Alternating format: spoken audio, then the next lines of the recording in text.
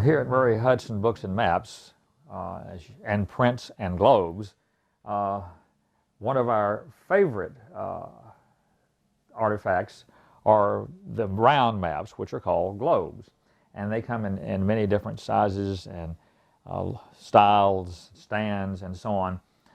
We have some 1,600 globes, but this is probably one of my favorites. This is done by the first American globe maker, James Wilson, who has a very, very interesting biography. He started as a farmer and a blacksmith, went to Dartmouth and saw 2 English globes and beautiful stands, and he decided that he would reproduce these as the first American globes. And he went to New Haven, Connecticut, walked there. That happened to be where Yale was, and he learned to make ink, make paper. He was already a blacksmith, so he could make the brass meridians, the woodwork, and he studied the globes they had there and ended up in around 1811 making the very first American globes.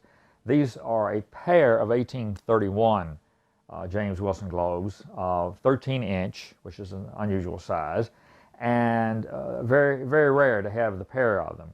Basically, what's west of the Mississippi River is only the Louisiana Purchase and up to Oregon. All of the Southwest is still Mexico.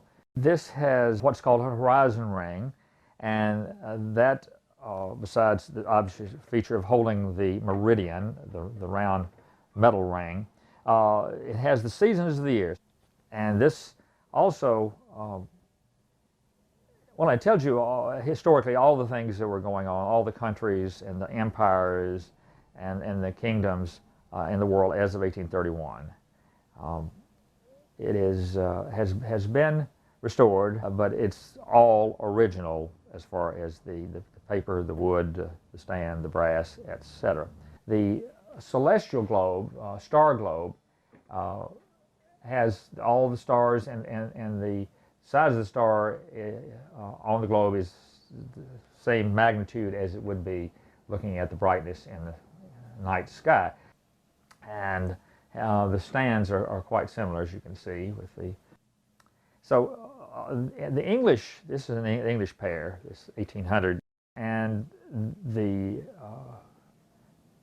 American globes were just based on those, but enlarged and done in an American sort of way. In the case of this globe, although the printing and the paper were good, the kind of adhesive that James Wilson used on some of these globes caused it to have this mottled effect.